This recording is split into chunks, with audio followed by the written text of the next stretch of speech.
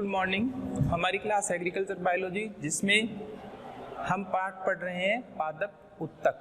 पादप उत्तक के बारे में हमने बात की कि पादप उत्तक जो होता है इसे हमने अस्थायी उत्तक और स्थायी उत्तकों में बांटा है।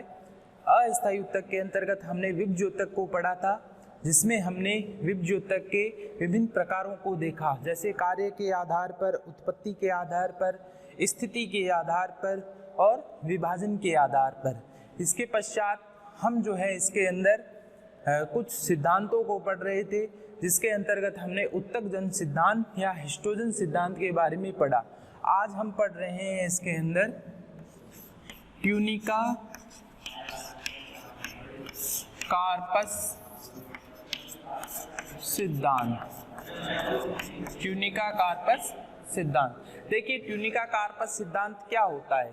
ट्यूनिका कार्पस सिद्धांत जो है इसके अंतर्गत यह कहा गया है कि जो शीर्ष विभज्योतक होता है, इस शीर्ष विभज्योतक के अंदर दो प्रकार की कोशिकाएं जो होती हैं वह पाई जाती है। सबसे बाहर की ओर जो कोशिकाएं होती है इन्हें हम क्या कहते हैं, परिधीय कोशिकाएं कहते हैं।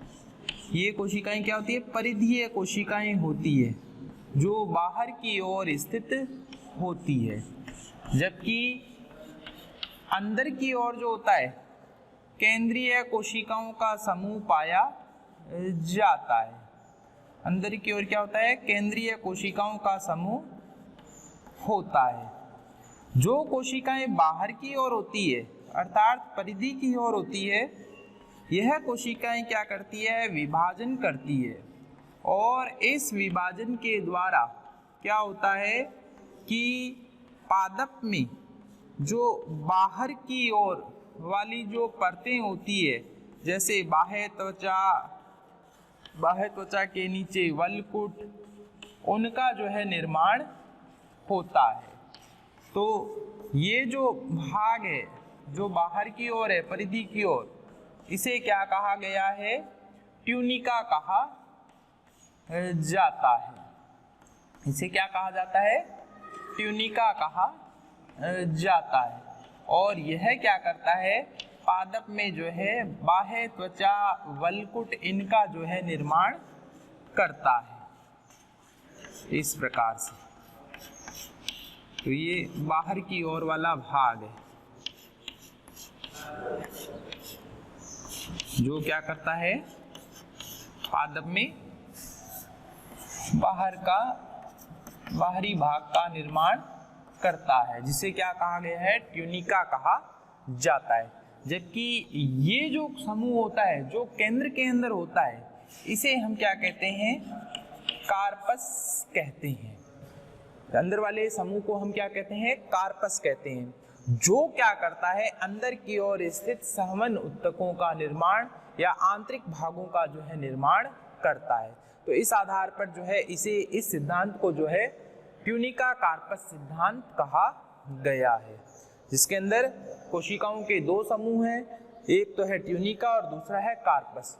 जो ट्यूनिका भाग होता है यह बाहर की ओर परिधि वाली कोशिकाएं होती है, जो विभाजित हो करके क्या करती है, बाह्य त्वचा तथा वलकुट भागों का निर्माण करती है। जबकि आंतरिक कोशिकाओं का जो समूह होता है, यह आंतरिक कोशिकाओं का समूह जो है यह क्या होता है, कार्पस कहलाता है। और यह क्या करता है,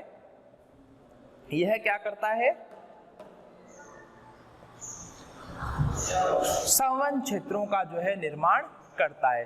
तो इस आधार पर जो है इसे ट्यूनिका कार्पस सिद्धांत कहा गया है।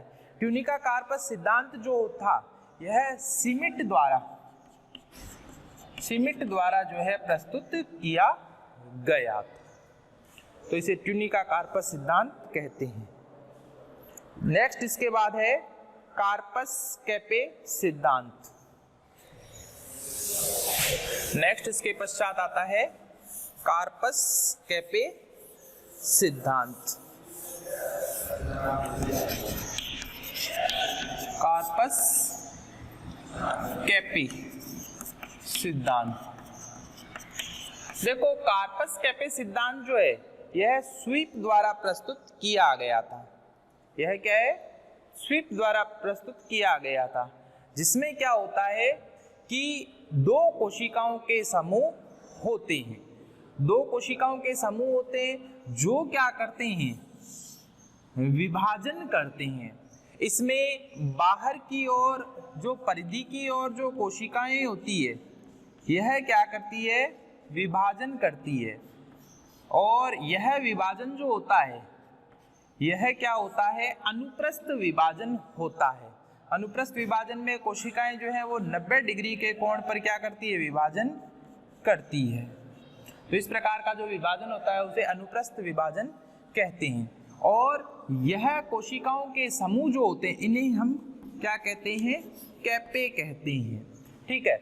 और इनमें क्या होता है कि जो कोशिकाएं बनती है विभाजन के पश्चात, तो इनमें बाहर की ओर वाली कोशिकाएं तो जो है वापस से जो है अनुप्रस्थ विभाजन ही करेगी, जबकि अंदर वाली जो पुतली कोशिकाएं होती है इनमें क्या होता है, यह विभाजन जो होता है अनुदैर्ध्य प्रकार का होता है।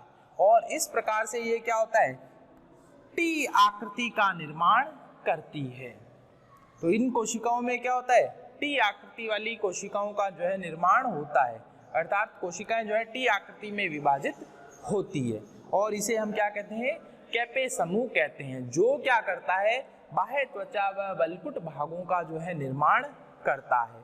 जबकि अंदर की ओर जो कोशिकाएं होती है, यह अंदर की ओर वाली कोशिकाओं का जो समूह होता है इसे हम क्या कहते हैं, कार्पस कहते हैं। और इसमें क्या होता है कि जो विभाजन होता है वह उल्टे टी आकृति का होता है, अर्थात इनमें पुत्री कोशिकाएं जो होती है यह क्या करती है, अनुप्रस्थ विभाजन करती है। तो इस प्रकार से इनमें उल्टे टी आकृति का निर्माण होता है कोशिकाओं में। ठीक है, जिसे हम क्या कहते हैं, कार्पस कहते हैं, जो आंतरिक संवहन ऊतकों का निर्माण करती है। तो यह सिद्धांत जो है ये क्या कहलाता है, कार्पस कैपे सिद्धांत। यह सिद्धांत जो था स्विप द्वारा जो है प्रस्तुत किया गया था। यह सिद्धांत जो है स्विप द्वारा प्रस्तुत किया गया था।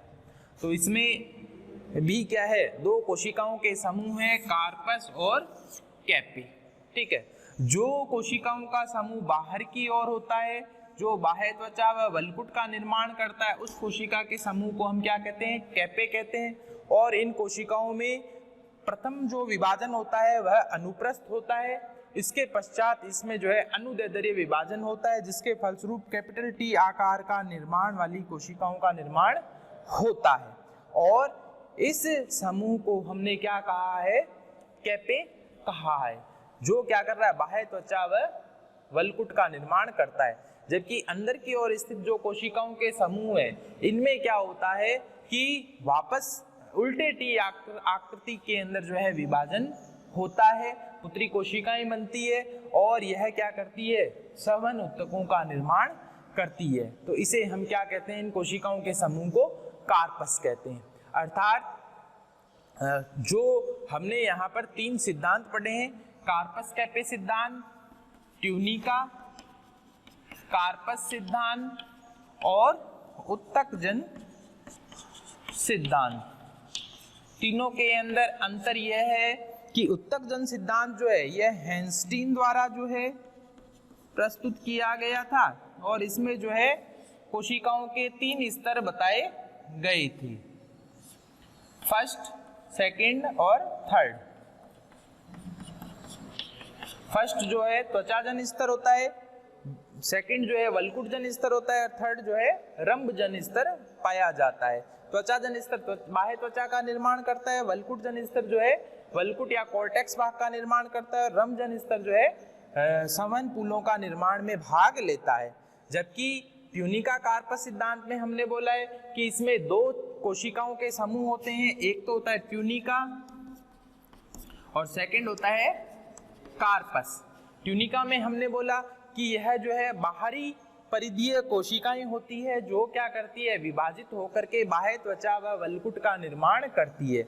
जबकि कार्पस जो है यह केंद्रीय कोशिकाओं का समूह होता है जो आगे विभाजित होकर के क्या है, रंभजन क्षेत्रों का निर्माण करता है। जबकि कार्पस कैपे सिद्धांत में हमने कहा कि जो बाहर की ओर स्थित कोशिकाएं हैं यह कोशिकाओं के समूह जो होते हैं यह क्या कहलाते हैं, कैपे कहलाते हैं। और इनमें क्या होता है, प्रथम विभाजन जो होता है यह अनुप्रस्थ होता है। बनने वाली जो पुत्री कोशिका है यह अनुदैर्ध्य विभाजन करती है, जिसके फलस्वरूप जो है अंग्रेजी के अक्षर कैपिटल टी की आकृति का निर्माण होता है, जो बाह्य त्वचा व वल्कुट जन क्षेत्रों का निर्माण करती है। जबकि कार्पस कोशिकाओं का समूह जो होता है यह मध्य में स्थित होता है और इनमें जो विभाजन होता है उस विभाजन के अंदर कोशिकाएं जो है उल्टे टी की आकृति बनाती है और यह क्या करती है, रंभ जन क्षेत्रों का निर्माण करती है। तीनों के अंतर्गत वैज्ञानिक जो है उत्तक जन सिद्धांत के वैज्ञानिक हैंस्टीन है, जबकि ट्यूनिका कार्पस सिद्धांत के वैज्ञानिक जो है सिमिट है और कार्पस कैपे सिद्धांत के जो वैज्ञानिक हैं वह स्विप है। तो इस आधार पर ये तीन जो है सिद्धांत देखे जाते हैं। इसके पश्चात जो है हम अब बात कर रहे हैं स्थायी उत्तक की। पहले हमने अस्थायी उत्तक पढ़ा था, अब हम जो है बात करते हैं स्थायी उत्तक की।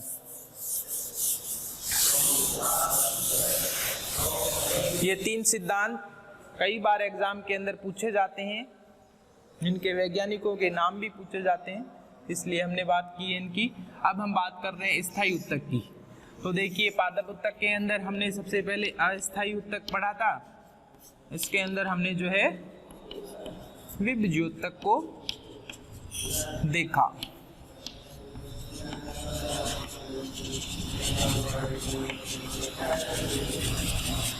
अब हम बात कर रहे हैं स्थायी उत्तक।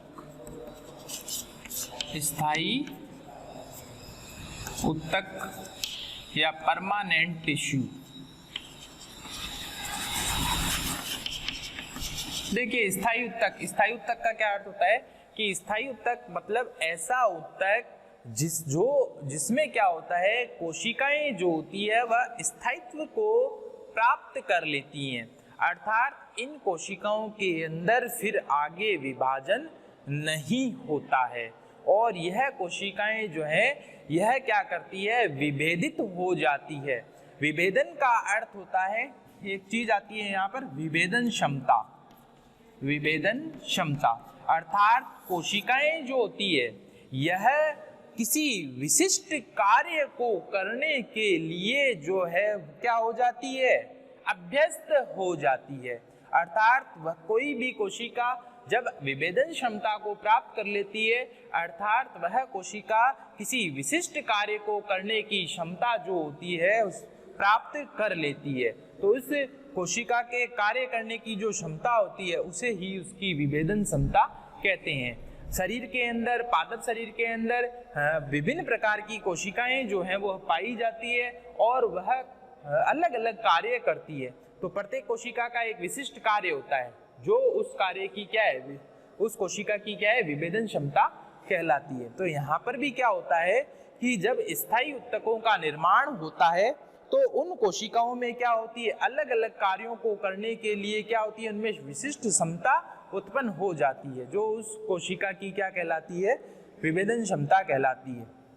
तो स्थायी उत्तक जो होते हैं इनमें कोशिकाओं के अंदर विभाजन नहीं होता है। स्थायी उत्तक जो होते हैं यह हमने बात की कि सबसे पहले किस प्रकार के हैं, सरल प्रकार के। तो इस प्रकार के उत्तक को हम क्या कहते हैं, सरल उत्तक, या इसे जो है सिंपल टिश्यू भी कहा जाता है। स्थायी उत्तकों के अंदर फर्स्ट आता है सरल उत्तक जिसे सिंपल टिश्यू कहा जाता है। सेकंड आता है इसके अंदर जटिल उत्तक। जटिल उत्तक जिसे कॉम्प्लेक्स टिश्यू कहा जाता है। जटिल उत्तकों के अंतर्गत क्या आता है, कॉम्प्लेक्स टिश्यू आता है। और एक और इसके अंदर उत्तक आता है जिसे हम कहते हैं विशिष्ट उत्तक। विशिष्ट उत्तक ये क्या होता है, अपने आप में क्या होता है, विशिष्ट होता है, अपने आप में जो है ये क्या होता है, अलग प्रकार का होता है, इसीलिए इसका नाम जो है विशिष्ट उत्तक रखा गया है। सरल उत्तक जो होते हैं इसको फिर जो है अलग अलग प्रकारों में बांटा गया है, जैसे मृदु उत्तक। सेकंड जो है इसके अंदर आता है स्थूल कोणोत्तक।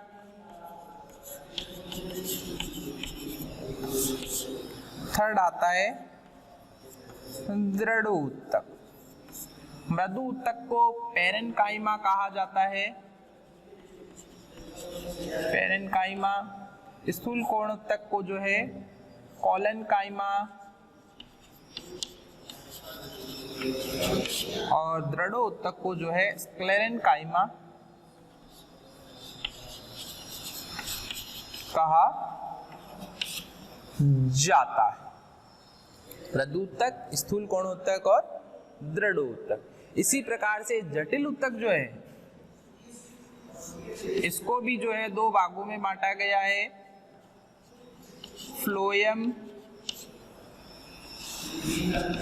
और जाइलम। फ्लोएम और जाइलम। फ्लोएम जो होता है इसे फिर वापस जो है चार भागों में बांटा गया है। फ्लोएम के अंतर्गत चालनी नलिकाएं, सह कोशिकाएं, फ्लोएम, मृदु उत्तक और फ्लोएम कोशिका, ये भाग आते हैं। जबकि जाइलम के अंतर्गत वाहिका, वाहिनिका, जाइलम मृदु उत्तक और जाइलम कोशिका, ये भाग आते हैं। विशिष्ट उत्तक जो होता है, विशिष्ट उत्तक के अंतर्गत जो है रबड़ शीरी, रबड़ शीरी कोशिकाएं, रबड़ शीरी कोशिकाएं तथा लेटेक्स कोशिकाएं आती हैं। इनके अंतर्गत भी फिर अलग अलग प्रकार हैं जो हम आगे बात करते हैं। सबसे पहले हम देखते हैं सरल उत्तक। सरल उत्तक जो होता है यह सबसे सिंपल प्रकार का जो है उत्तक होता है और इसमें क्या होता है, कोशिकाएं जो होती है यह आकार में जो है गोलाकार आकृति की अथवा जो है बहुभुजाकार आकृति की हो सकती है। इनमें जो है स्पष्ट केंद्रक पाया जाता है। इनमें कोशिका भित्ति जो होती है यह पतली होती है, यह मृत होती है और इसमें जो कोशिका द्रव की मात्रा होती है वह क्या होती है, अधिक होती है। तो ऐसा जो उत्तक होता है उसे सरल उत्तक कहा जाता है। सबसे सिंपल प्रकार का यह उत्तक होता है और इनमें कोशिकाएं जो होती हैं वह एक समान प्रकार की होती हैं। सरल उत्तक के माध्यम से जो है मध्य जन स्तरों का निर्माण होता है। इनके अंतर्गत मृदु उत्तक कोशिकाएं, स्थूल कोणोत्तक कोशिकाएं और दृढ़ोत्तक कोशिकाएं आती हैं जिन्हें हम आगे पढ़ेंगे।